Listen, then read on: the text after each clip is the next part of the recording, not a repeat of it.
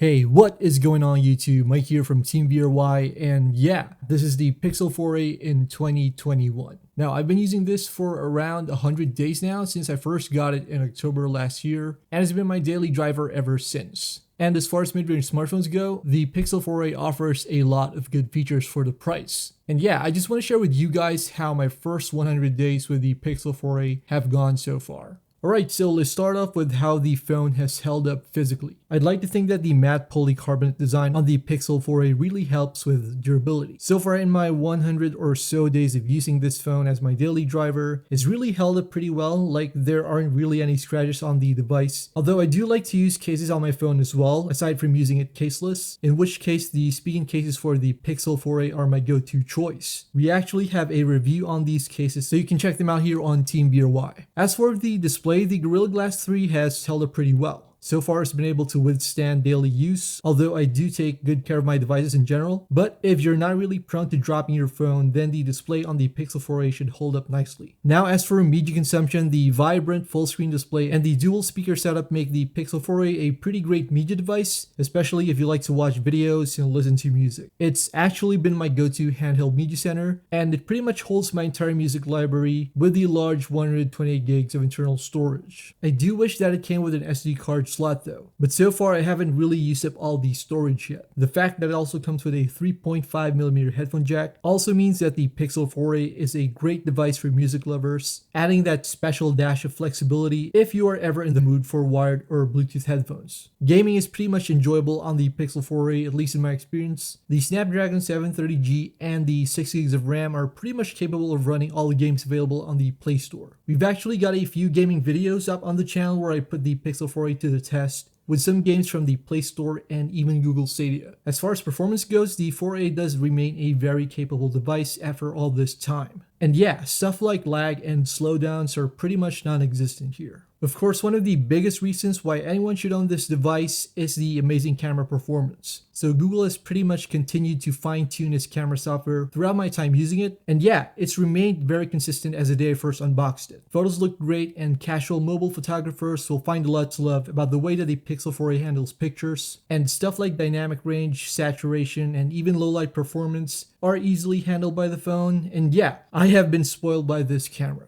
Check out these samples for a bit.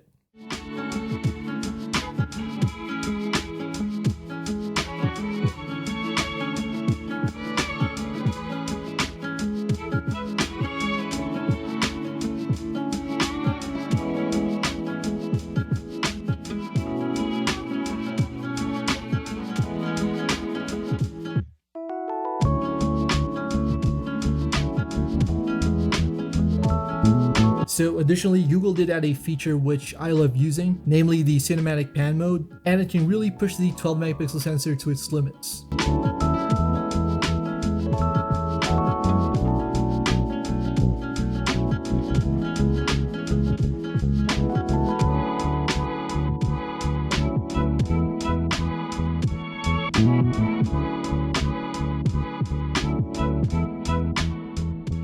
Alright, so speaking of adding features, if you own or are planning to own a Pixel device like this one, then you've probably heard about Google's commitments to providing timely software updates for its devices. I'm glad to say that the 4a has received updates on a monthly basis. For example, we have had some nice updates such as the cinematic pan feature, which we discussed earlier, as well as optimization features like the adaptive charging feature in the settings menu, which Google says is aimed at preserving your overall battery life if you tend to leave your device charging overnight for long periods of time. Now, there's also been some UI updates like the way the launcher handles wallpaper customization. You get this neat preview of how your home screen will look like depending on the wallpaper you choose. Now, these are just a few of the features that Google has provided for this phone, and as far as updates go, this is definitely the way. Okay, so if you're going to be using a Pixel 4a for all this stuff, one question is, will the battery be able to keep up? Alright, so I've noticed that with moderate use, and that involves mostly web browsing, social media apps, communication, and video streaming, the Pixel 4a can last me a day's worth of charge, which is probably around 7 or 8 hours of screen on time. And this is if I stick to Wi-Fi. On the other hand though, data usage and gaming can bring this down to maybe 5 or 6 hours. But yeah, I've been pretty satisfied so far with how the battery performs on the Pixel 4a. Alright, so now that we've discussed all this, how has the Pixel 4a held up? Well, given the fact that it's been my daily driver all this time and all the stuff I mentioned here in this video, I'd have to say that it's been a really great phone so far. The hardware and the software meld seamlessly together to offer this unique experience that you don't often get with phones of this price range, and I think that's a great reason to invest in this device.